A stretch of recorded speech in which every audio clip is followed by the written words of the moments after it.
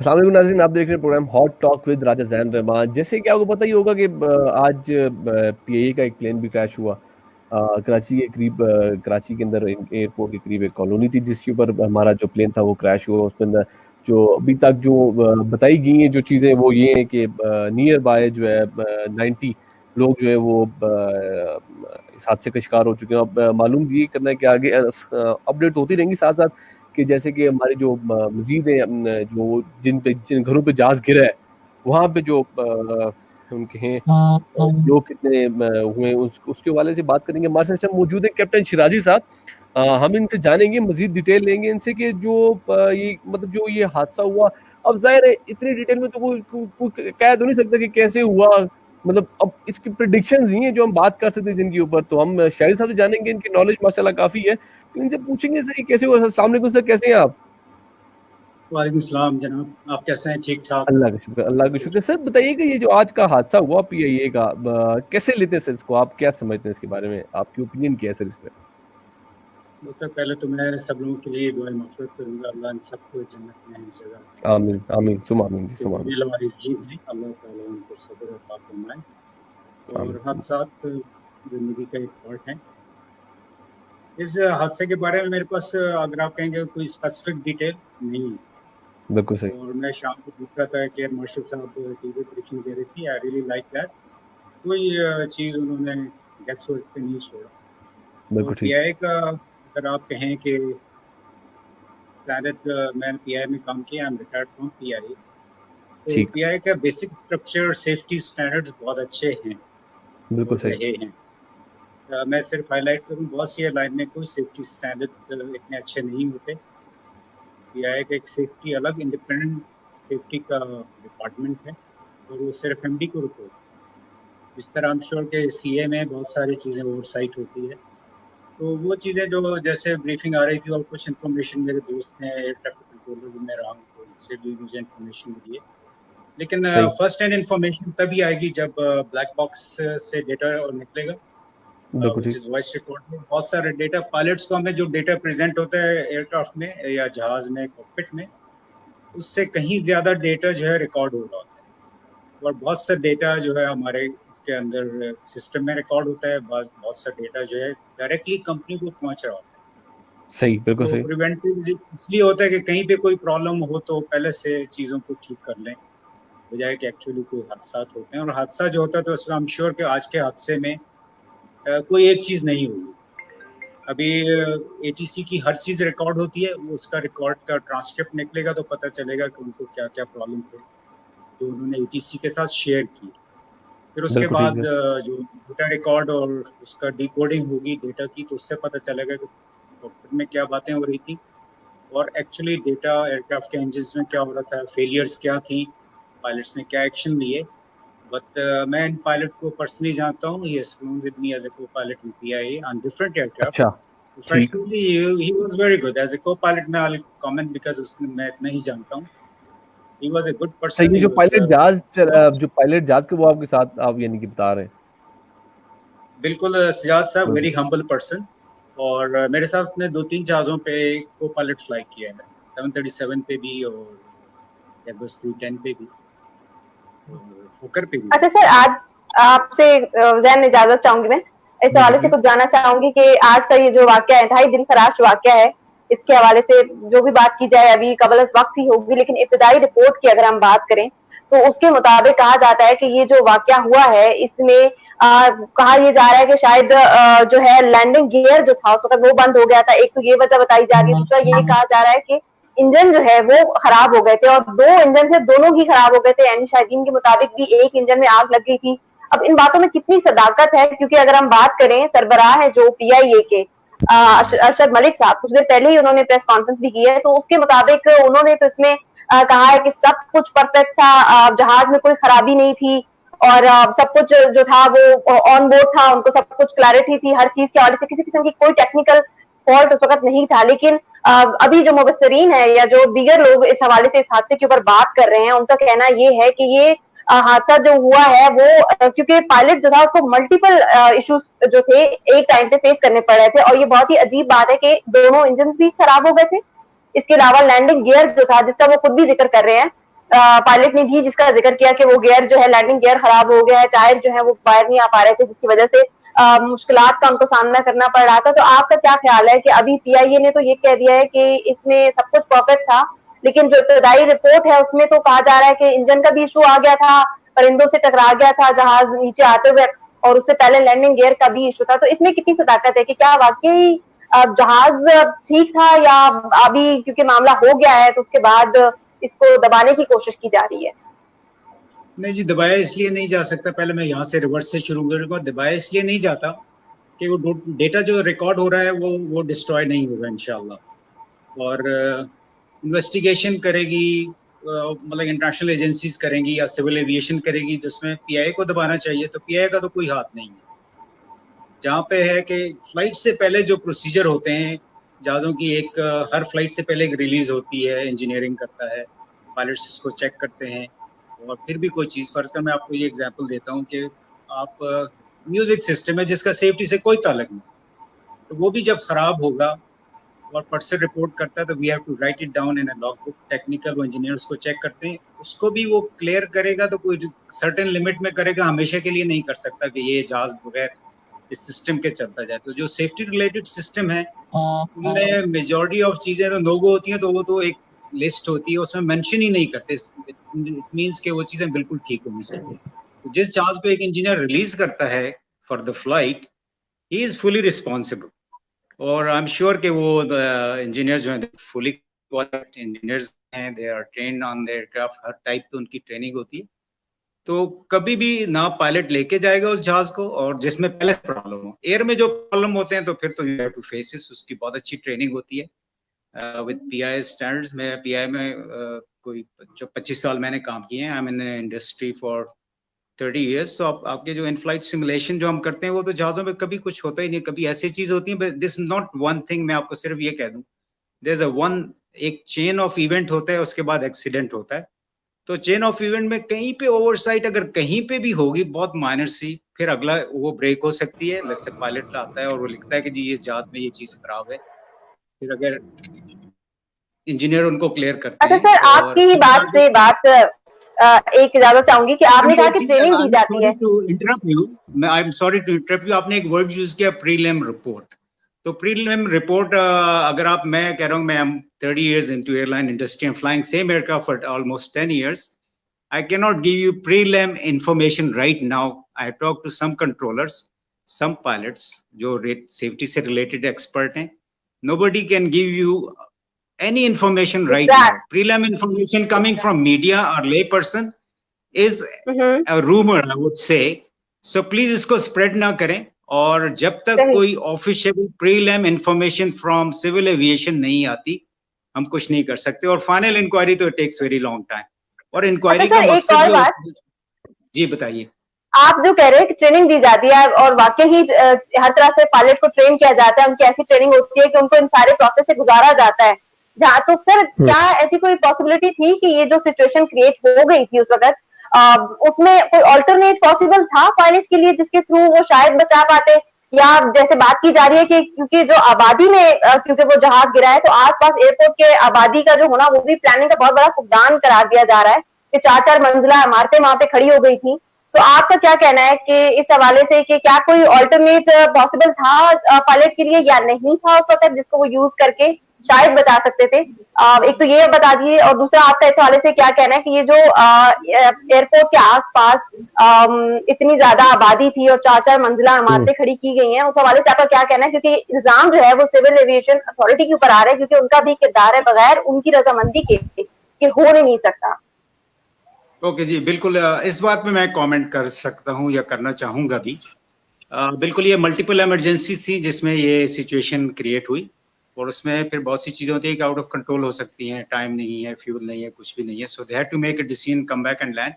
ये जो आबादी है इसके बारे में बिल्कुल कमेंट करूंगा। आई टॉक टू समबडी और उन्होंने मुझे ये कहा कि इसके ऊपर केस हुआ और कोर्ट ने उनको दिया स्टे या ऑर्डर दिया कि अब इतने बड़ी इन्वेस्टमेंट है और मूव नहीं हो सकती और लोग रह रहे हैं। लेकिन अगर यहाँ पे ये आबादी ना होती, आई सी फ्रॉम सैटेलाइट पिक्चर, और ये या राइट वाले रनवे पे लैंड कर रहे होते तो ये क्रैश ही होता विद ऑल द प्रॉब्लम। ये एयरपोर्ट के अंदर होता और वहाँ पे फायर रेस्क्यू इमीडिएटली पहुंच जाती है। They are very proficient, well equipped in Pakistani airport, हमारे बुरे नहीं हैं। और ये बिल्कुल इसमें loss of life, except for मैं कहूँ कि अल्लाह की तरफ से उनकी आज टाइम पूरा था, लॉस ऑफ लाइफ रिड्यूस हो सकता था। बिल्कुल उनकी सर्च एंड रेस्क्यू बहुत एफिशिएंट होगा। आबादियों का एक तो ये आ गया कि वहाँ पे क्रैश हुआ और एक्सेसिबल नहीं थे that area to fire rescue, जो एयरपोर्ट में बहुत एफिशिएंट होती है, बाहर जाने में टाइम लगता है। और इसके अलावा ये एक और मैं चीज कहूंगा कि एयरपोर्ट के अराउंड जब आबादी होती है तो वहाँ पे बर्ड हैजर्ड बढ़ जाता है। बिल्कुल ये हमारे एयरपोर्ट्स पे भी, एयर बेसिस पे ये प्रॉब्लम रहा है। तो इसमें सिविल एविएशन पार्ट इन्वॉल्व है, कोर्ट्स इन्वॉल्व है, पब्लिक इटसेल्फ इन्वॉल्व है। लेकिन I am sure the wasted group जो होते हैं, दे आर सो पावरफुल कि कहीं ना कहीं वो अपने इन चीजों को बेंड, रूल्स को बेंड करवा लेते हैं। सो अराउंड बेली लैंडिंग के हवाले से अगर बात की जाए सर, तो बेली लैंडिंग का भी जिक्र था। वो जो वॉइस नोट जो लास्ट उसकी बात हुई है अपने कंट्रोल रूम के साथ, उसे बेली लैंडिंग का जिक्र था सर। तो थोड़ा सा इंफॉर्मेशन अगर गैदर की जाए, आप माशाल्लाह काफी तजर्बा रखते हैं इस फील्ड के अंदर, तो हमारे व्यूअर्स जो देखने वाले उनको आप इंफॉर्मेशन लेवल के ऊपर सर क्या बताना चाहेंगे बेली लैंडिंग के हवाले से, जहाज के हवाले से, क्रैश के हवाले से? अच्छा, ये बेली लैंडिंग एक पुरानी टर्म है जो एयरफोर्स में यूज होती थी, और उसमें जहाज बाकी चीजें सब ठीक होती थी। गियर डाउन नहीं है तो they will come without wheels या गियर्स हम बोलते हैं, and it will come and land at the proper airport, जहाँ पे सारी fire services, everybody will be ready. वो फ्यूल बर्न करते हैं, they have lot of time, so no other problem. और landing performance is just like a normal, except जैसे ही वो टच डाउन करेंगे तो उसके बाद फायर हैजर्ड होता है, but fire rescue is very efficient. Airport पे वो हर वक्त, हर लैंडिंग के बाद बिल्कुल रनवे के पास खड़े होते हैं और अलर्टेड होते। इस केस में तो अलर्टेड होते, तो वो तो that's a different story. But इसमें बात कर पायलट कंट्रोलर कम्युनिकेशन टर्मिनोलॉजी, ये बेली लैंडिंग, आई डोंट नो कि if it is right now कोई प्रॉपर टर्म है। अगर आपके दोनों इंजन फेल हो गए तो फोर्स लैंडिंग आप या डिचिंग करेंगे। डिचिंग पानी में हो सकती है, फोर्स लैंडिंग आप प्रॉपर एयरपोर्ट पे कर या कहीं पे भी लैंड पे कर। तो असली बात ये आई वुड से कि being close to the airport, ये जो इन्होंने बात की थी this lady, I am sorry I can't read, Tahzeeb ने, I think development around the airport ये बहुत बड़ा इशू है। It should be tackled on highest level, और डेवलपमेंट के साथ, आबादी के साथ, बिकॉज वहाँ पे खाने पीने की चीजें पड़ती हैं, ट्रैश होता है, तो वहाँ पे बर्ड मेनेस जो है वो बहुत ज्यादा बढ़ जाता है। सो इसके ऊपर तो बिल्कुल होना चाहिए। एक चीज मैं और कहना चाहूंगा, सेफ्टी इन्वेस्टिगेशन बोर्ड बिल्कुल इंडिपेंडेंट एक इदारा होता है, और it should B full time and fully equipped, specially with expert people. जो मेरे हिसाब से पाकिस्तान में जब एक्सीडेंट होता है तो then they come up and then, मतलब बिल्कुल इंडिपेंडेंट और परमानेंट इदारा होना चाहिए, NTSB के तरह, and it should be funded, powered, and people should be trained, local हों बाहर हों। एंड द सिमुलेटर्स हमारी एयरलाइंस के पाकिस्तान में PI के तो आई नो के अपने भी हैं। सो सिमुलेटर में बहुत से टाइम पे ये चीज़ें सारी सेफ्टी ट्रेनिंग हो सकती हैं, और सेफ्टी से इन्वॉल्व जो लोग हैं उनकी ट्रेनिंग हो सकती है। एयर ट्रैफिक कंट्रोलर्स की ट्रेनिंग हो सकती है कि कॉकपिट में नए प्रोसीजर क्या है जो होती है, and they sometime they are allowed to travel by air also. लेकिन सर एक अगर आप ये देखिए, एक अलमिया ही है कि अगर आप देखिए जुनैद जमशेद साहब की वफात सबको याद होगी, बहुत बड़ा लॉस था नेशन के लिए।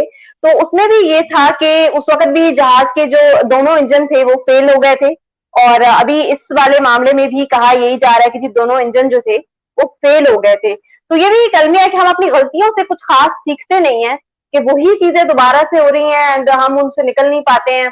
और अगर इस आज के वाकये की बात करें तो इस जहाज के हवाले से जिसके बारे में जो सरबराह है PIA के अरशद मलिक साहब, उन्होंने तो कह दिया कि सब परफेक्ट था, लेकिन और आपकी बात से भी यही साबित होता है जो आपने बताया कि जहाज इस तरह से फ्लाई नहीं करते पायलट। लेकिन ये भी खबरें आ रही हैं कि जो लाहौर से जब ये आ रहे थे उस वक्त भी पहले मैनेजमेंट को इत्तला की गई थी कि इसके हवाले से उनको रिजर्वेशंस थी, वो खुश नहीं थे, मुतमईन नहीं थे इसके टेक्निकल कुछ मामला को लेके, इसके हवाले से उन्होंने बाकायदा इत्तला भी की थी मैनेजमेंट को। इस हवाले से आप क्या कहेंगे? बिल्कुल जी, अगर उसमें फिर रिकॉर्ड होता है, लेट्स से पिछली फ्लाइट पे कोई और फ्लाई कर रहा होगा, उन्होंने कुछ लिखा अगर ऐसे रिकॉर्ड में है, जैसे आपने जुनैद जमशेद साहब का जिक्र किया, तो उस जहाज की तो हिस्ट्री थी, और उसके एक इंजन में कोई प्रॉब्लम चल रहा था जिसको वो रेक्टिफाइड करते थे। लेकिन मैं आपको एक चीज बताऊं, बाज़ का कोई चीज जो हम एयर में एक्सपीरियंस करते हैं एज ए पायलट, मैं बता रहा हूँ और जो एक्चुअली आप फ्लाई कर रहे होते हैं वो चीजें बाद का ग्राउंड पे रिप्रोड्यूस नहीं हो सकती। ऑल दीज सिस्टम, नए जो जहाज हैं उनमें जितने भी एयर में कोई फॉल्ट्स भी आती हैं वो भी रिकॉर्ड में होती हैं, वो हमें पता भी नहीं होता। और लैंडिंग के बाद एक रिपोर्ट प्रिंट आउट निकल आता है, and then most of the time pilot को समझ भी नहीं होती कि ये क्या डेटा है, because that's just in data forms. बाद का 1-0 नंबर्स होते हैं या कोई और न्यूमेरिकल नंबर्स होते हैं, तो वो इंजीनियर उसको डिसाइफर कर सकते हैं कि इसमें फ्लाइट में कोई थोड़ी सी भी ग्लिच आई थी। जैसे मैं आपको एक एग्जांपल दूं कि पीआई के मैंने सुना है कोई 10 साल पहले एक जहाज में ऑयल प्रेशर ड्रॉप हुआ, तो सिएटल में बोइंग ने पीआई को कॉल किया कि जी, क्रू को भी और पीआई को भी, कि जी आपके एक इंजन फ्लाई कर रहा है वहां पे इन द एयर, और उसमें ये एक टेम्पररी आया था।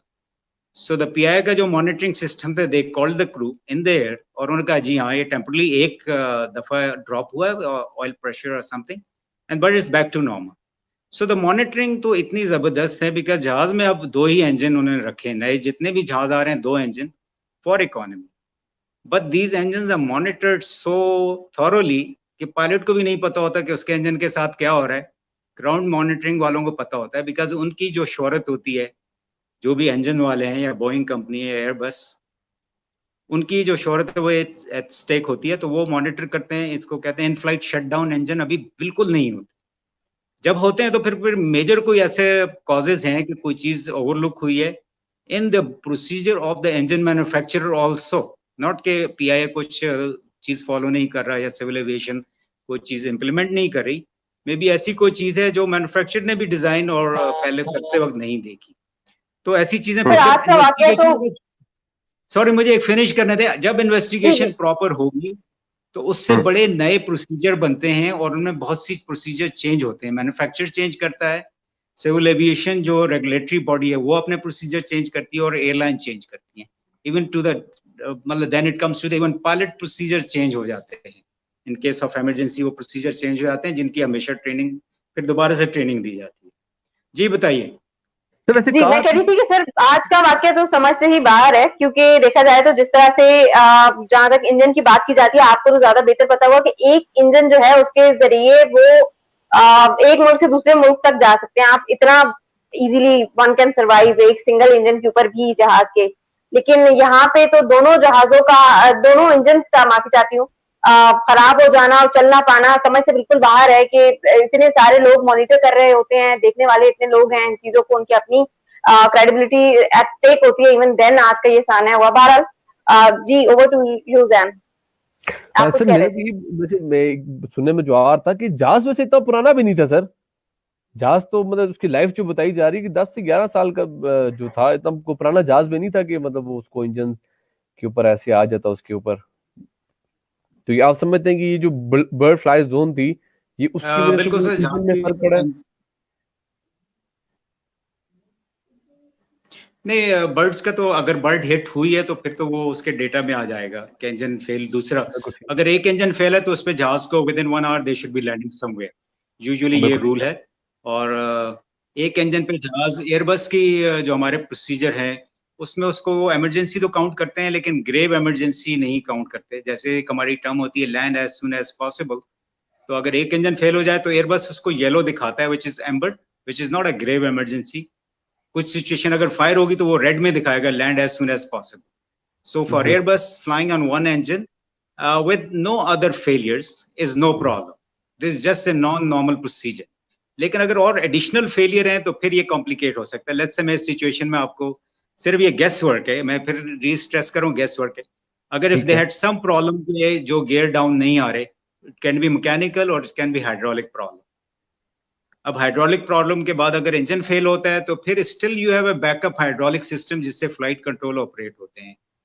अगर सारे हाइड्रोलिक जो मेन सिस्टम फेल हो जाएं तो इस जहाज में एक फैन बाहर गिरेगा, उसे प्रोपेलर हम कहते हैं, रैम एयर टर्बाइन, वो डिप्लॉय होगा, वो फिर भी फ्लाइट कंट्रोल को करेगा।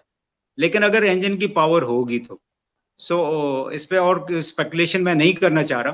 प्रॉब्ली फाइनल अप्रोच पे they had the second engine failure, ये मैं स्पेकुलेट ही कर रहा हूँ कि ये हुआ है। उसके बाद दे कुड नॉट कंट्रोल, फिर जहाज को नीचे ही जाना था।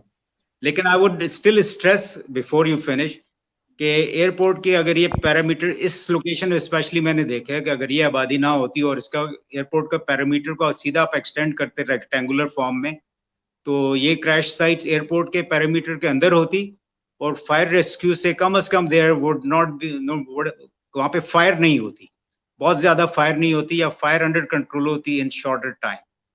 तो उसमें डेथ टोल डिफरेंट हो सकता था, एक्सेप्ट आई वुड से कि बस अल्लाह की तरफ से अगर टाइम आ गया तो फिर लोगों ने जाना ही था, अल्लाह उनकी मग़फ़िरत कैप्टन करे। शाहिद साहब, thank you so much for your precious time. आपसे बात करके बहुत अच्छा भी लगा और बहुत अच्छी आपसे गुफ्तगू भी रही हमारी। बाकी हम ये अल्लाह पाक की तरफ से बस एक चीज थी जो कि आनी थी रमजान के महीने में, इनकार नहीं कर लेकिन सकते इसमें एक इससे। अच्छी बात यह है कि इस वाकये में भी 3 लोग जो हैं मौजूदाती तौर पे अल्लाह के हुक्म से उनको जो है वो अब वो जख्मी हुए हैं, लेकिन उनकी जान जो है वो बच गई है। और जो काफी लोगों का नुकसान हुआ है और उसका दावा नहीं किया जा सकता, लेकिन 3 लोग मौजूदाती तौर पे बच भी गए हैं। ये एक अच्छी खबर है इस सारे वाकये में। बिल्कुल ऐसे ही है। Sir thank you very much for joining us sir. अपना ख्याल रखिएगा बहुत ज्यादा, इंशाल्लाह आपसे जरूर कोऑर्डिनेशन में देंगे sir. Thank you very much sir. Thank you Shahid साहब, thank you so much sir. Thank you so much. अल्लाह हाफ़िज़, अस्सलाम वालेकुम। जी तहसीब, जैसे कि अभी उनने बात भी की, अब असल बात क्या है, मतलब अब कैसे खुलेगी, कैसे सामने आएगी, ये भी तो देखने वाली बात। आप क्या कहती हैं इस बारे में? ये एक बहुत बड़ा मसला है और ये आज की बात नहीं है। माजी में भी जितने केसेस हुए हैं, जिस तरह जब ये इस किस्म के वाकयात आते हैं तो आप देखिए उनकी फाइलें जो हैं वो दब जाती हैं।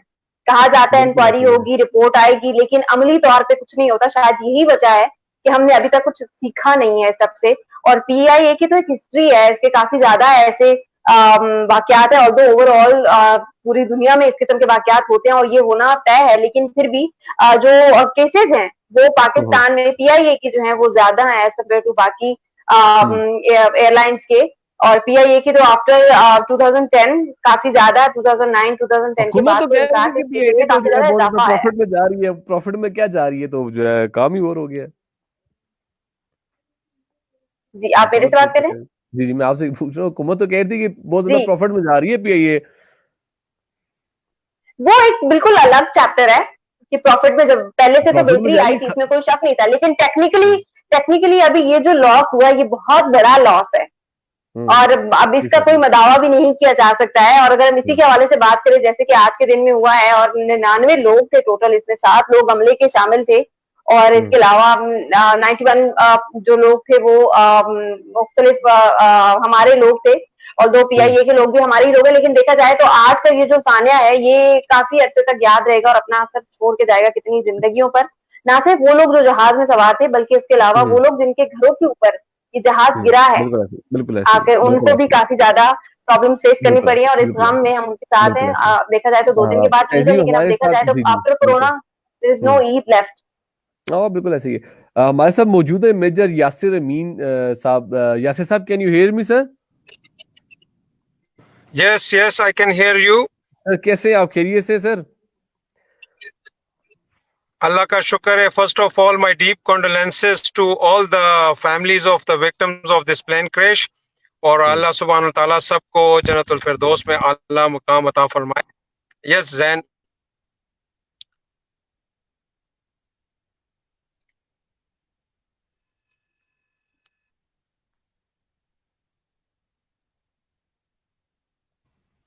सर आवाज आ रही है आपको? हेलो यासिर साहब, कैन यू हियर मी? जी बिल्कुल आ रही है आवाज। मैं जाना नहीं चाहता Hello, इस can you टॉपिक के repeat your ऊपर। जी question? जी जी जी, मैं इस टॉपिक के ऊपर जाना नहीं चाहता, पर मैं फिर भी आपसे मतलब एक सिचुएशन ऐसी मैं आपसे पूछना चाहता हूँ कि 2 से 3 दिन पहले आपको मालूम ही होगा कि एक खातून थी रोड के ऊपर, उन्होंने बड़ी बरहमी का इजहार भी किया और बड़ी बदतमीजी से उनने जो है वहाँ जो पुलिस एहलकार थे उनसे बात की, और उनसे बात करते हुए उनने जो अपना तारुफ रहा वो ये था कि मैं तो कर्नल साहब की बेगम हूँ, तो मेरे लिए ये गाड़ी जो है ये डिफरेंट है, आप इसको नहीं रोक सकते। तो एज आप जैसे आप भी खुद भी आपका ताल्लुक आर्मी से रहा है, तो मैं आपसे जानना चाहता हूँ कि आर्मी मतलब अब करना क्या चाहती है, कि मतलब अब उनकी बेगमात भी उठ के एक कांस्टेबल जो कि यूनिफॉर्म के अंदर है उसको भी ऐसे झिड़क सकते हैं सर आर्मी वाले सर? सबसे पहले तो जब ये वाकया हुआ ये बिल्कुल गलत हुआ। मैं इस पे यही कहूंगा कि हर बंदा जो होता है वो चाहिए कि वो तारुफ अपना करे।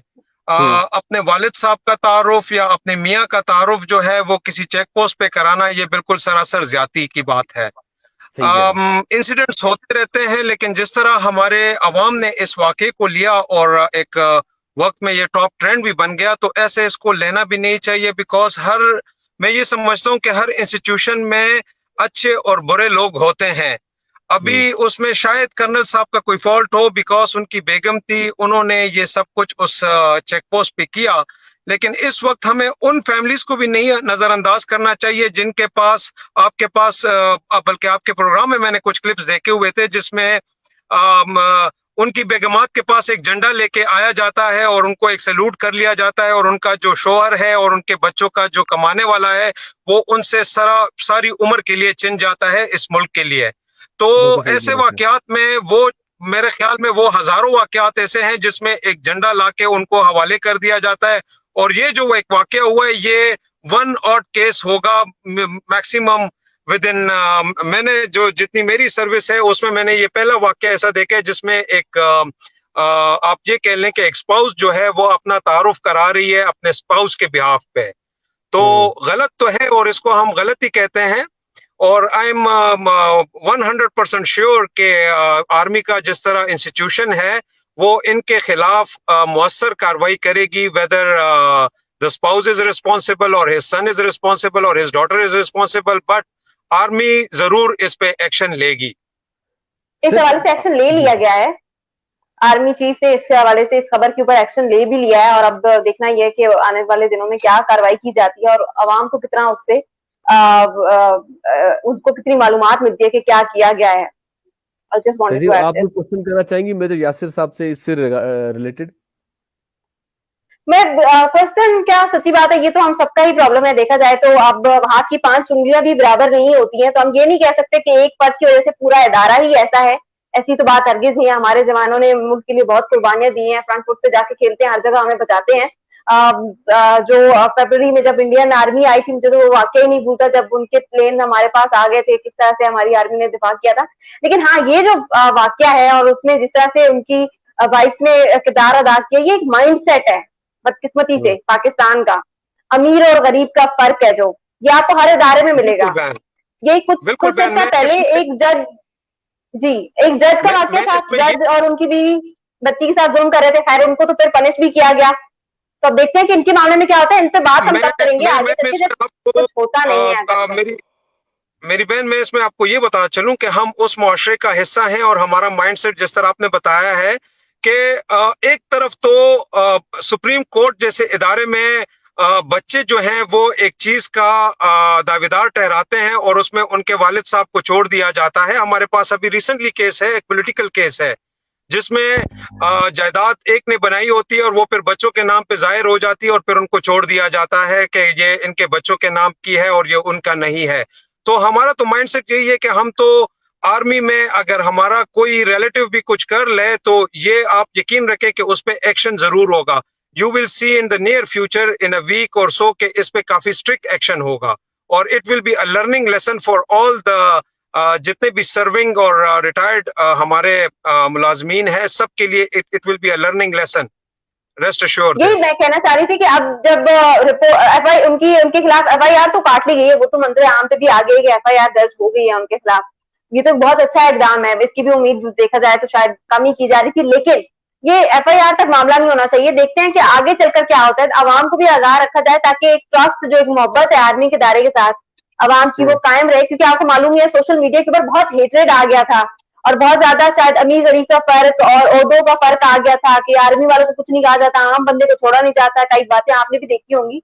तो ये जब आर्मी चीफ ने इसके ऊपर नोटिस ले लिया, उसके बाद उन सारी बातों ने दम तोड़ दिया। अब आगे चल के देखेंगे कि इसके ऊपर अमली तौर पर क्या होता है, उसी से सारी बात वाज़ेह होगी।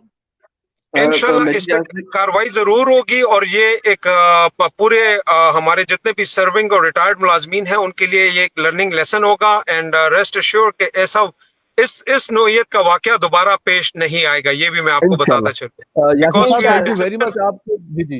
Please continue sir, we are a discipline force और हमारे लिए डिसिप्लिन ही सब कुछ है। तो डिसिप्लिन पे हमारे यहाँ कोई कंप्रोमाइज नहीं है। एंड सेकेंडली, हर एक बंदा अपने डीड का खुद जिम्मेदार होता है, ना कि वो बिल्कुल अपने बेटे का या बेटी का या उनके किसी करामात का वो जिम्मेदार हाँ, हो। लेकिन सही ये कह रहे एक बिल्कुल आर्मी इंस्टीट्यूशन है जिसमें वो उस पे एक्शन लेगी और ये एक्शन इंशाल्लाह पूरा मुल्क देखेगी। हैं इंशाल्लाह। यासिर साहब, थैंक यू सो मच इंशाल्लाह फॉर इंशाल्लाह। जॉइनिंग अस, और थैंक आपका अच्छा लगा कि बीइंग आर्मी पर्सन आपने इस चीज को कंडेम किया और आपने बोला कि जो हुआ सही नहीं हुआ। थैंक यू सो मच, अपना बहुत सारा ख्याल रखिएगा सर। अल्लाह हाफिज। Thank you very much, thank you very much, thank. जी तहजीब, आप क्या कहना चाहेंगे मजीद, कुछ में आप बात करना चाहेंगे इस वाले में? बस अब तो इस पे देखना ही है कि यासिर साहब आर्मी तो चीफ वैसे साहब मान क्या गए करते हैं, कि गलत हुआ है। क्योंकि ये गलत था, इसको कोई भी सही नहीं कहेगा। वो जो था वो वर्दी की तौहीन की गई है, उनके सामने कोई आम बंदा नहीं खड़ा था, पुलिस की वर्दी में जो है एक इदारे को रिप्रेजेंट कर रहे थे, वो जो उनके सामने खड़े थे और अपनी ड्यूटी अदा कर रहे थे। सबने देखा है, बहुत सॉफ्टली बात कर रहे थे, उनके बात करने के तरीके में कोई फर्क नहीं आया। वो खातून होने का भी पूरा उनको क्रेडिट दिया, एहतराम बिल्कुल किया गया, उनको हर तरह का प्रोटोकॉल दिया गया। वो बहुत ज्यादा गुस्से में थी, उनका अल्फाज का चुनाव सही बहुत कह रहे ज्यादा गलत था, और जो हैं। बातें उन्होंने की वो इनफैक्ट कर्नल साहब को भी बहुत बुरी लगी होंगी, आई पर्सनली सही थिंक, बात, क्योंकि बिल्कुल कर्नल सही की सही बीवी कह रहे हूँ ये कह के आप कुछ भी नहीं कर सकते हैं। हम सब हैं। पाकिस्तानी है, मुल्क अच्छा सबका तहजीब, है। हमारे साथ इस टाइम मौजूद है डॉक्टर यासिर वहीद साहब, जो कि डायबिटोलॉजिस्ट भी हैं और डॉक्टर भी हैं और मेडिकल स्पेशलिस्ट भी हैं। और डॉक्टर यासिर वहीद साहब जो है वो होते हैं द डायबिटीज सेंटर, जो कि मरी मोटरवे एक्सप्रेस जो रोड है उसके ऊपर जो लोकेटेड है वहाँ पे होते हैं। Sir thank you very much for joining us Yasir साहब। Thank you so much Zain for inviting sir me. Sorry आपको बहुत वेट कराया, बस टॉपिक्स कुछ ऐसे चल रहे थे, आपसे जरा डिटेल में बात करना चाहते थे। और वो जो जरा टॉपिक थे, कर्नल साहब थे, ऊपर से जो मिसहैप हुआ हमारा, अल्लाह पाक सारों को जन्नत में जगह दे, उस वाले से भी जरा हम उसको लेके चलना चाहते थे। डॉक्टर साहब मुझे ये बताइएगा, पहले तो अगर मैं कंपेयर करूं डायबिटीज और कोरोना को, तो इसकी मुतालिक आप क्या बात करना चाहेंगे सर? देखिए, कोविड-19 एक ऐसा वायरस है जो किसी भी इंसान को मुतासर कर सकता है, लेकिन इसमें इम्पॉर्टेंट चीज़ ये है कि एक नॉर्मल बंदा जो हेल्दी जिसका इम्यून सिस्टम है, उसमें ये वायरस जो है इतना भी खतरनाक नहीं होता, mild to moderate disease cause करता है, जिसके लिए इसको किसी ट्रीटमेंट की भी ज़रूरत नहीं होती। अलबत्ता बिल्कुल ऐसे ठीक। पेशेंट्स जिनका इम्यून सिस्टम वीक है किसी भी वजह से, और diabetes is one of the reason. तो सही। डायबिटिक्स में ये है कि खुदा ना खास्ता अगर किसी डायबिटिक मरीज़ को कोरोना हो जाए, तो उसमें कॉम्प्लिकेशन के चांसेस ज़्यादा होते हैं। तो इस हवाले से जो ख़ासकर डायबिटीज़ के पेशेंट्स हैं उनके लिए मेरा ख़ास तौर पे ये पैगाम है कि उन लोगों को स्पेशल जो है ना अपने आप को एहतियाती तदाबीर अख्तियार करनी चाहिए ताकि वो इस मौलिक मर्ज़ से बच सकें। बिल्कुल ऐसे ही अच्छा डॉक्टर साहब, आपकी फायदा उठाते हुए आपसे आज बात हो रही है। बेसिक तो सब जानते हैं, हाथ धोने हैं, सोशल डिस्टेंस मेंटेन करना है, ये तो सबको ही मालूम है। लेकिन अब डाइट के हवाले से आप क्या कहेंगे, कैसी क्या चीजें हैं जो हमें लेनी चाहिए ताकि वो हमारे जो है वो इम्यून सिस्टम को बेहतर करें, ताकि अगर अल्लाह खुदा ना खास्ता किसी को हो भी जाए तो वो इस के साथ फाइट कर सके, क्योंकि ये बहुत ज्यादा जरूरी है कि हम अपनी डाइट का ख्याल रखें। तो ऐसी कौन सी चीजें हैं जो आपके ख्याल से हमें अपनी डाइट में शामिल करनी चाहिए? देखिए, एक जो नॉर्मल हेल्दी डाइट होती है जो एक आम इंसान लेता है, दैट इज़ एनफ। इसमें कोई ख़ास रिकमेंडेशंस नहीं है। अलबत्ता कुछ ऐसी चीज़ें हैं जिस तरह विटामिन सी के सप्लीमेंटेशंस हैं, जो विटामिन सी अमूमन पाया जाता है सिट्रस फ्रूट में, पाया जाता है लेमन में होता है, ऑरेंजेस में होता है। इसके बारे में ये कहते हैं ये क़ुव्वत मुदाफ़ियत को इंक्रीज़ करता है। इसके अलावा विटामिन, मल्टी विटामिन, इनका भी रोल है, लेकिन ये कोई इतना हार्ड एंड फास्ट रूल नहीं है। लाइक एक बंदा जिसकी नॉर्मल सेहत है, नॉर्मल वो डाइट ले रहा है, तो दैट्स इट, उसको किसी स्पेशल किसी चीज़ की ज़रूरत नहीं आती इसमें। सही। और वैसे क्योंकि अभी लॉकडाउन भी खत्म हो गया है तकरीबन, अब लोग खुलेआम अब फिर रहे हैं मार्केट्स में, मार्केट्स खोल दी गई हैं, और अब सोशल डिस्टेंसिंग जिसकी हमने पिछले 2 महीने में बहुत ज्यादा बात की है, अब वो तकरीबन ना होने के बराबर रह गई है। और लोगों ने तो ये भी बातें अब तो सुनने में आ रही है कि जी कोरोना तो एग्जिस्ट ही नहीं करता, ऐसे भी लोग हैं, जबकि 24 घंटों के दौरान 50 लोग जो हैं, एक दिन के अंदर 50 लोग कोरोना की वजह से वफात पा चुके हैं। लेकिन लोगों को अब क्योंकि ये अब दुकानें खोल दी गई हैं, मार्केट से आप जा सकते हैं, शॉपिंग कर सकते हैं, घूम फिर सकते हैं, तो लोगों को लग रहा है कि शायद ये इतना सीरियस ही नहीं है। इसके ऊपर आपका क्या कहना है? देखिए, जैसे आपने अभी कोट किया कि कल के 24 आवर्स में 50 डेथ्स हुई हैं और 3500 केसेस न्यू रिपोर्ट हुए हैं, और हमारा जो इन्फेक्टेड पेशेंट्स हैं वो 50,000 क्रॉस कर गया। आपको भी पता है कि हमारे मुल्क में जहाँ हेल्थ फैसिलिटीज़ ऑलरेडी इतनी अच्छी नहीं है, तो अगर इसी रफ्तार से ये केसेस आते रहे तो अनकरीब वो स्टेज आएगी कि हमारा हेल्थ सिस्टम इस कोरोना को कैटर कर ही नहीं सकेगा और हमारा इवेंचुअली हेल्थ सिस्टम कोलैप्स कर जाएगा। अब आपको भी पता है इस हवाले से कि इसके बारे में कोई प्रॉपर इसका ट्रीटमेंट नहीं है, ऑल्दो रिसर्च ऑनगोइंग है, काफ़ी चीज़ें अंडर ट्रायल हैं, कुछ के अच्छे रिजल्ट्स भी आ रहे हैं, लेकिन फिल वक्त कोई इसका एब्सोल्यूट ट्रीटमेंट नहीं है। तो घूम फिर के हमें बेसिक्स पर ही आना है। उसकी बेसिक्स क्या है? Social distancing, hand washing, personal hygiene, यही इसका इलाज है। चाइना में जहाँ इस पर किसी हद तक काबू पाया गया या कोरिया में पाया गया, तो उन्होंने कोई अलग ट्रीटमेंट नहीं की, इन्हीं मेजर्स को उन्होंने अपनाया। अब हमारे यहाँ जिस तरह आपने बिल्कुल सही पॉइंट आउट किया कि जब से लॉकडाउन खुला है तो सड़कों पे एक रश सा निकल आया, और इस हवाले से मेरी तो गवर्नमेंट से ये दरख्वास्त होगी कि अगर आपको मजबूरन लॉकडाउन खोलना ही है तो काइंडली SOPs को इंश्योर करें। और दूसरी चीज़ ये है कि जो अमन नास है उनकी भलाई इसी में है कि वो इस हवाले से एहतियात का दामन हाथ से न छोड़ें, ज़्यादातर वक्त अपने घरों में गुजारें, मेल जोल से परहेज करें। अभी ईद भी आ रही है तो ईद को भी ज़रा डिफरेंट तरीके से सेलिब्रेट करना पड़ेगा इनको, और इसका अनफॉर्चुनेटली कोई और सोल्यूशन नहीं है सिवाय सोशल डिस्टेंसिंग के। इसमें लोगों को भी एहतियात की ज़रूरत है, गवर्नमेंट को भी चाहिए कि वो इन चीज़ों को इंश्योर कराए। This is the only doctor साहब मुझे जरा ये बताइएगा, जैसे देखिए हमारी डिफरेंट चीजें, जैसे मास्क हो गया, उसके बाद लोग कहते हैं कि आप इस तरह करेंगे, मतलब ग्लव्स यूज करें, हॉस्पिटल में जाएं, सेफ्टी प्रिकॉशंस, मतलब बीइंग अ डॉक्टर आप क्या सजेस्ट करते हैं? जैसे हमारे लोगों की कुछ कंसेप्शंस ऐसी हैं कि लोग कहते हैं कि N95 ले लिया, महीना पहनो जी कुछ नहीं होता। दूसरा सर्जिकल मास्क आपने एक दिन भी नहीं पहनना, ग्लव्स इसको 2 दिन सैनिटाइज कर लिया, इसको सही हो गया। अभी इसके बारे में क्या कहेंगे? इसमें ना सबसे पहले ये समझने की जरूरत है कि ये वायरस फैलता किस तरह, इसका स्प्रेड किस तरह से होता है। एक तो ये फैलता है कि अगर इन्फेक्टेड पेशेंट है, ये उसकी रेस्पिरेटरी ट्रैक में ये वायरस होता है, उसके फेफड़ों में, उसकी सांस की नालियों में। तो जब वो बंदा छींकता है या खांसता है तो उसकी जो आसपास 6 फुट के फासले की जो सराउंडिंग है उसमें अगर कोई बंदा है वो उसको इनहेल कर ले उस वायरस के पार्टिकल्स को, तो वो बंदा इन्फेक्टेड हो जाएगा। इसको कहते हैं ड्रॉपलेट स्प्रेड। अब इसकी एहतियात क्या है कि आपने, इसीलिए कहते हैं सोशल डिस्टेंस रखें, कम से कम 6 फुट का फासला रखें। जो दूसरा इसका मोड है इसको कहते हैं कॉन्टैक्ट ट्रांसमिशन, मतलब एक बंदा छींक रहा है या खांस रहा है तो वायरस के पार्टिकल उसकी किसी भी सरफेस पे आ जाएंगे, टेबल पे आ जाएंगे, डोर पे आ जाएंगे, हैंडल्स पे आ जाएंगे, कोई और बंदा बेसिकली ड्रॉपलेट फॉर्म में होता है। आपका कहने का मकसद ये है कि ड्रॉपलेट फॉर्म में होता है ये।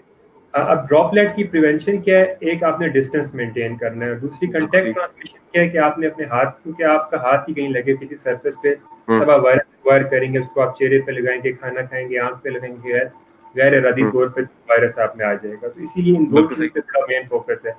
रही बात मास्क की, तो उसका ये कहते हैं कि अभी इवन WHO की आप रिकमेंडेशंस देखें तो वो तो ऐसा इनकरेज भी नहीं कर रहा। उसमें यह है कि अगर आप जा रहे हैं ऐसी मजबूरन आपको घर से बाहर निकलना पड़ रहा है, जहां आप क्राउडेड प्लेसेस पे जा रहे हैं, जहां आपको लगता है कि आप ये सोशल डिस्टेंसिंग मेंटेन नहीं कर सकते, तो उसमें बेहतर है आप मास्क का इस्तेमाल करें।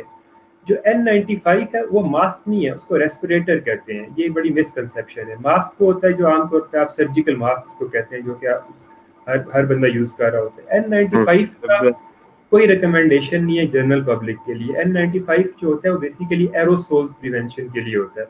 एरोसोल्स तब जनरेट होते हैं जब कोई बंदा, लेट से आप कोई प्रोसीजर कर रहे हैं, कोई सैंपल ले रहे हैं किसी बंदे का, तो ये सिर्फ हेल्थ केयर प्रोफेशनल जिनका क्लोज कांटेक्ट है कोरोना के पेशेंट से, ऐसे डॉक्टर जो क्वारंटीन सेंटर्स में ड्यूटी सर अंजाम दे रहे हैं, ICU में सर अंजाम दे रहे हैं, या जिनका डेली बेसिस पे बहुत फ्रीक्वेंट हुआ है। और ये भी डिस्पोजेबल चीज़ है, मतलब ग्लव्स, जिस तरह एक बड़ा मिसकंसेप्शन है, लोग ग्लव्स पहन के सारा दिन घूमते फिरते रहते हैं।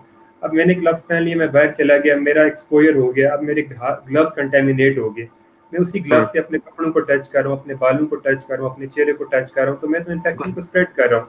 मैं किसी चीज को हाथ लगा रहा हूँ तो मैं स्प्रेड कर रहा हूँ। तो ग्लव्स को कहते हैं डिस्पोजेबल ग्लव्स हैं, कि आपने कोई प्रोसीजर करना है तो आपने ग्लव्स पहने, आपने प्रोसीजर किया, आपने उसको प्रॉपर तरीके से डिस्पोज ऑफ कर लिया। इवन जो सर्जिकल मास्क भी है, ये भी आप, इसका मतलब ये नहीं है कि आप इसको पहन के हफ्ता पहन के रखें, ये भी वन टाइम यूज के लिए होते हैं। और मास्क के साथ होता क्या है, ग्लव्स और मास्क आपको एक फॉल्स सेंस ऑफ सिक्योरिटी देते हैं। लाइक एक बंदा मास्क पहन के वो समझता है कि मुझे अब कोरोना कुछ नहीं कर सकता, और वो बाकी मयज भूल जाता है। अगेन मैं एम्फेसिस करूंगा कि जो मेन चीज है वो आपकी हैंड वॉशिंग है, वो आपकी सोशल डिस्टेंसिंग है, इसका कोई भी सब्स्टिट्यूट नहीं है। बाकी ये एडिशनल मेजर्स हैं, अगर कोई ले रहा है तो वेल एंड गुड, अच्छी बात है, इसमें हर्ज भी कोई नहीं है, लेकिन एज सच जो मेन बेसिक्स को आपने नहीं भूलना, उस पर बड़ा फोकस करना। तहजीब, कोई क्वेश्चन आपका? नहीं, डॉक्टर साहब ने इतने अच्छे से सारी बातें बताई हैं कि अब तो अब भी अगर किसी को अगर कोई डाउट है तो फिर वो हमारा मेरे ख्याल से दोबारा से सुन ले। हमने जो अभी डॉक्टर साहब का सेशन किया है, 4-5 महीने हो गए हैं कोरोना को, इतना सुना है कि अब इवन जो ले मैन है उनका नॉलेज भी मतलब it's as good as doctors, तो मतलब लेकिन स्टिल फिर भी कुछ जगहों पे लेकिन मिसकंसेप्शन है। अनफॉर्चुनेटली लोग सीरियस नहीं ले रहे हैं इसको अभी भी, इतना जानने के बावजूद अभी इसकी जो भी। अब तो ये बेसिक बात शुरू हो गई कि जी है ही नहीं, एग्जिस्ट ही नहीं करता। देयर आर मेनी पीपल जिनसे ऐसा ही है, बात करो कि सोशल डिस्टेंसिंग मेंटेन करें तो कहते हैं कोरोना तो है ही नहीं, ये तो असल ऐसी ही में है ही बातें नहीं। हैं, इस पे तो कोई हमारे हकीकत मुल्क ही का नहीं। ऐसे भी बहुत से लोग हैं डॉक्टर साहब। हमारे मुल्क का अलमिया ये है कि यहाँ पे कॉन्स्पिरेसी थ्योरीज, चाहे कोई भी एस्पेक्ट हो, कोई भी टॉपिक हो, उस पर वो चलती रहती हैं। दूसरा, जो बिल्कुल इसके जो एक्सपर्ट्स होते हैं, लोग उनकी बातों को इम्पोर्टेंस नहीं देते। अब हम्म, एक मतलब हर ऐसा बंदे ही है। का फील्ड होता है ना, तो यहाँ पे वो एक मिसाल है कि हर बंदा डॉक्टर भी है, हर बंदा मुफ्ती भी है। तो हाँ मतलब सही यहाँ कह पे रहे इस वजह से खासकर आप पेरिफेरीज में चले जाएं तो हम खुद ऐसे बहुत से पेशेंट्स को डील करते हैं, तो एक बड़ा मिसकंसेप्शन पाया जाता है। उसकी एक बुनियादी वजह ये भी है कि इसमें 80% ऐसे मरीज होते हैं कोरोना के जिनको अलामात शायद या बिल्कुल भी नहीं होंगी या बहुत माइल्ड अलामात होंगी, जिस तरह नज़ला, जुकाम, हम्म, बुखार, खांसी। बिल्कुल अब वो ऐसी बिल्कुल चीजें हैं जो कि रूटीन में लोग एक्सपीरियंस कर रहे होते हैं, और उनको फिर इस वजह से लोगों के जहन में ये कंसेप्ट भी आता है कि यार इनका टेस्ट पॉजिटिव भी आ जाए वो यकीन नहीं करते, क्योंकि ये बंदा अपने आप को ठीक महसूस कर रहा होता है। इसके लिए मेरी आप लोगों से भी गुजारिश है, क्योंकि मीडिया का एक बड़ा इंपॉर्टेंट रोल होता है इसमें, हम्म। अवेयरनेस कैंपेन की ज़रूरत है, और मतलब इसकी प्रॉपर तरीके से इसकी तशहीद की ज़रूरत है, ताकि लोग जो है इन सारी हदायत पे अमल कर सकें। डॉक्टर साहब हम तो लोगों को हाथ जोड़ जोड़ के थक गए, सोशल डिस्टेंसिंग करें, मास्क पहने, ग्लव्स पहने, सैनिटाइजर यूज करें, हाथ धोएं, लोग नहीं सुनते, क्या कर सकते हैं फिर? बस अपनी तरफ से इंसान कोशिश कर सकता है, कोशिश करते रहना चाहिए। मतलब और कई जगहों में तो ऐसी कंसेप्शन भी है, लोग कहते हैं कि यहाँ पे जी तो दरख्तों के साथ अटक जाता है जी, फंस जाता है यहाँ पे कोरोना वायरस। मतलब अब जो लोग ऐसी सोच रखते हैं तो आप उनसे क्या एक्सपेक्ट करेंगे सर? बस अपने अपने हिस्से की उनके शम्मा लिए दुआई जलाते की जा सकती है। रहें। जी जी उनमें बिल्कुल। दुआई की सकती है। डॉक्टर साहब thank you very much for joining us, आपका बहुत बहुत शुक्रिया, आपने इतना टाइम दिया, अपने कीमती वक्त में से आपने टाइम निकाला। और इंशाल्लाह हम सब दुआ गो हैं कि हमारे मुल्क के ऊपर एक मुश्किल वक्त है, और आप जैसे डॉक्टर तो हमारे मुल्क के लिए मसीह हैं। अगर मैं ये बात बोलूँ तो ये गलत नहीं होगी कि आप लोग जो डॉक्टर्स हैं ये लोग हमारे लिए मसीह हैं बिल्कुल। इस टाइम जितना हमारा पैरामेडिक स्टाफ है, जितने भी लोग इस टाइम फ्रंट फुट्स पे काम कर रहे हैं, बेशक वो ट्रैफिक पुलिस वाला है, बेशक वो मीडिया पर्सन है, वो डॉक्टर है, मतलब हमारे लिए इस टाइम सारे बिल्कुल बराबर है, क्योंकि इनके अलावा कोई भी चल नहीं सकता। तो doctor specially, nursing staff specially, reception staff specially, ये जितने भी लोग हैं इन सारों का बड़ा एक इम्पोर्टेंट रोल है इसके अंदर, उन सब से रिलेटेड है। तो हम इन शॉर्ट अगर मैं ये बोलूँ तो हम अगर आपको सैल्यूट भी पेश करते हैं डॉक्टर साहब, कि आप जैसे लोग इसको सर्व कर रहे हैं, हमारे लोगों के लिए मसीहा है आप लोग। तो अल्लाह पाक आप लोगों को भी अपने हिफ्ज़ो मान में रखिए डॉक्टर साहब, अपना बहुत सारा ख्याल रखिएगा, आपने बड़ा कीमती वक्त दिया हमें, अपना बहुत सारा ख्याल रखिएगा डॉक्टर साहब। अल्लाह हाफिज। Thank you so much, thank you so thank you much, sir, अल्लाह अल्लाह हाफिज। हाफिज़, टेक केयर। जी तहजीब, क्या कहना चाहेंगी आप आज के हवाले से, जो भी हमारी डिस्कशन हुई, जितने भी टॉपिक्स थे उनके हवाले से? बस हमने तो लोगों को आगाह करना था, हमने आगाह कर दिया। उम्मीद करते हैं कि अब लोग इससे कुछ फायदा भी उठाएंगे, खासतौर पे जो कोरोना के हवाले से हमने अभी बात की है आखिर में।